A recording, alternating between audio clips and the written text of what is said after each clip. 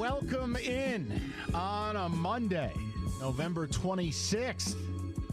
Boy, do we have a lot to get into. Screw the Lions. We're not going there. All college. Ton to talk about with Michigan and that embarrassment. I'll mix in a little Michigan State, but I want to jump right in. And look, first I'll throw the number out because I think most importantly on days like today, it's about venting. It's about you guys communicating what's on your mind, and I'm more than happy to address those things. 248-539-9797. Let's start there. But let me lay the ground rules out and how this is going to work. You can live in whatever universe you want. I couldn't believe what I was watching because even though I said the Big Ten wasn't that good, and even though I said you hadn't faced a good quarterback all year, Ohio State hadn't played a brand of football anywhere close to that. I watched them play Maryland where they couldn't line up correctly. I've watched Greg Schiano alter their scheme completely because they were a disaster in man cover. I've watched them get gouged and have a defense that resides outside the top 70 in America. I didn't have the heart to just go with what my heart wanted, which was for you to be destroyed. And I said it. I go, look, I don't think you have any hope against Georgia or Oklahoma or any of these playoff teams, but you'll beat Ohio State. I was wrong. So let's get it out of the way. Now, watching what I watched, it's a complete disaster. And I said this all week. A loss to Ohio State by 1 or 100, your season's an absolute failure. Do not attempt to call this show and sell me that this season is not a failure. I don't care about 10 wins. You've got 8 or 9 built-in wins every year you take the field. In the big games, your coach is a fraud. That's it. You want to call the state game a big game this year? That's your business. We weren't any good. You want to tell me the Wisconsin game's a big game? That's your business. I told you you'd beat them by 30. Your big game was Notre Dame, and you got housed. That game was not close. You can pretend it was. And your big game was the Buckeyes, and you got housed. And that score's not even close to being indicative of how bad this bludgeoning was. Make no mistake about it. That was one of the most poorly officiated games I've ever seen, and I absolutely could make a highlight video suggesting that those refs needed Michigan in that game. You were handed 150 yards of penalties, a dozen penalties against OSU, and several of your own were not called. Those refs tried to keep you in the game, and you couldn't stay there. OSU handed you a touchdown before the half, and you couldn't stay there. That was a beatdown of biblical proportions. And for my money, that's one of the 3 worst losses in the history of Michigan football. Now, you can do what you want, but Jim Harbaugh was brought here to win big games. Nobody brought Harbaugh here to win 10 games a year. Don't trot that stat out to me.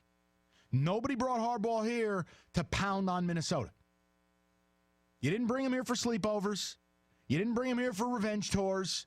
You didn't bring him here so they could re-landscape the midfield logo in East Lansing. You brought him here to win championships, both divisionally, conference, and national.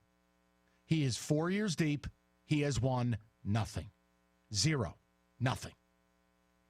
He is 0-4 against OSU. Facts. He's 2-2 against Michigan State. Congratulations. Got pounded on by Notre Dame. Cool. There's nothing else to say. He's 4 years deep, and here's where you are. Jim Harbaugh is not special. Now, I know the media will never change. A lot of people in the media are in self-preservation mode. They're just trying to save their job. So they'll say all kinds of nice things. I don't need to do that, and I won't. There is no coach in the history of college football who has been given more hype, who has been given more credit for things they don't do, who has been given a longer leash than a guy like Harbaugh, who has now coached the better part of a decade in college football and has never once won the conference he resided in, much less more grandiose goals. That's it. Now, that doesn't mean Harbaugh's not a good coach. He's a good coach. But you didn't hire good.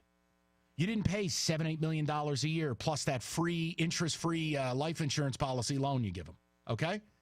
You brought him here to win big stuff. Urban Meyer owns him. All year. All year. This was your team. Even the NCAA gave you a gift, giving you Patterson, right? Quarterback excuse was taken away. And I said to you all year, let's be fair. I don't think Patterson's that great. I think he's good enough. He's okay. But any quarterback can look good when you spoon feed him 15, 16 throws a game. And that's all you're asked to do. Harbaugh can no longer be viewed through the lens of legendary, of special, of anything. Honestly. Not objectively, he can't. Maybe in your dreams, maybe in your hopes, your desires. But enough's enough. He's a good football coach. But he's far from legendary. You want legendary? You got beat by legendary. You can hate Urban Meyer. You can say he's a duplicitous scumbag. You can do whatever you want. But he owns you. And he's legend. Been an underdog 7 times in his 7 years at OSU. He's 7-0.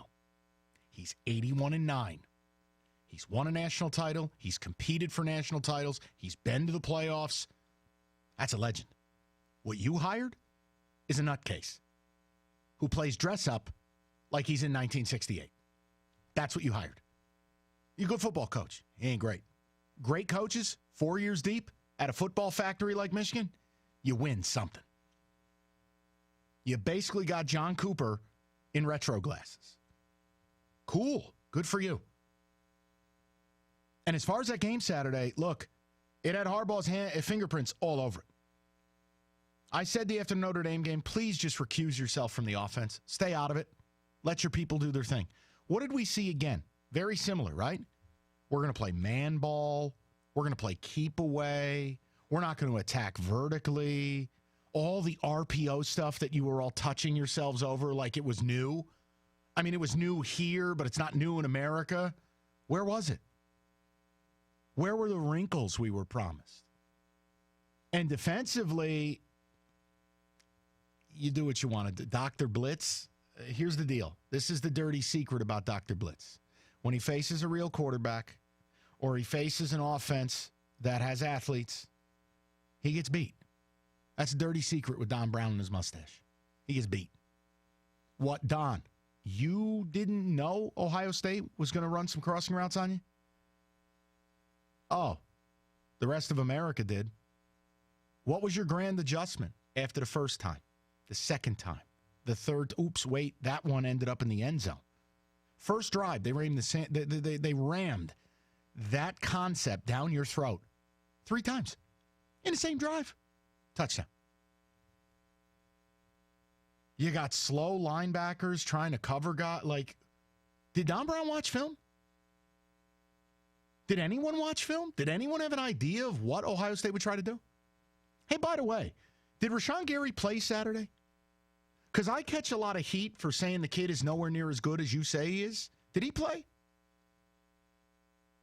It's almost like he put more effort in that video to go pro than he did playing, because I didn't see him. All sizzle, no steak. And that defense against inferior teams, they feast. They feast. They bludgeon the weak. Fine. But what happens when they play good teams? That's what happens. Now, not to that level. And Ohio State put together an unbelievable game. But you didn't pressure Haskins. He got to stand and deliver. Don Brown, stubbornly, man-to-man cover was available somewhere on that field, even when he adjusted at halftime and tried to run some man-zone cover combinations. Come on, man. You got to do better than that. I thought your front 4, your front 7 for that matter, sucked. The refs tried to keep you in the game. How about targeting on Furbush? Nah. How about holding in the middle of the field? Nah. Phantom penalties? Yeah, we got about a half dozen. And you still got crushed. The stain of that game should last on Harbaugh until or unless he wins something. And some would argue the stain of that game is going to last forever. That's a forever kind of deal. That's a game that when someone writes a book 30 years from now, there's going to be a nickname for that game. That's an embarrassment. And don't sell me that going to the Rose Bowl is some big deal when you didn't win the conference. The Rose Bowl doesn't mean what it used to. We won the last one that did. So don't sell me. You want to sell some of your douchebag Wolverine friends, you sell them. Don't sell me. This is simple. Your season's a failure. You got blitzed by the two best teams you played, and your coach is 4 years deep and almost $40 million and hasn't won a GD thing. And you have no outs. None. There is no other coach. This is your perfect coach. You want to venture beyond the white wall? You want to venture into the wilderness? Good luck. This is your guy. And he may stay around long enough to trip into a Big Ten East title and maybe actually win it. Maybe he goes to the playoffs someday.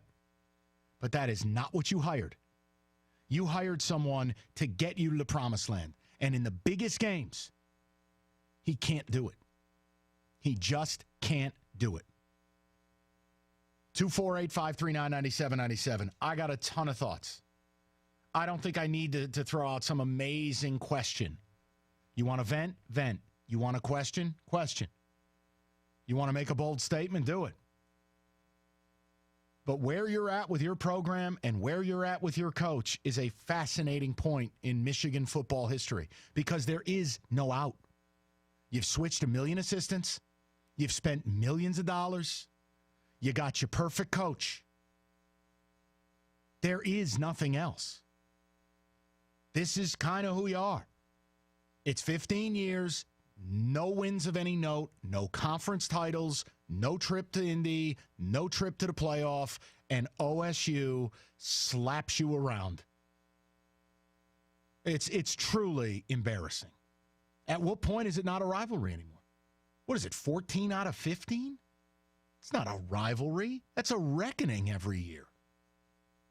248-539-9797. Let's get in the mix. We've got two angry Wolverines behind the glass. Let's hear from them.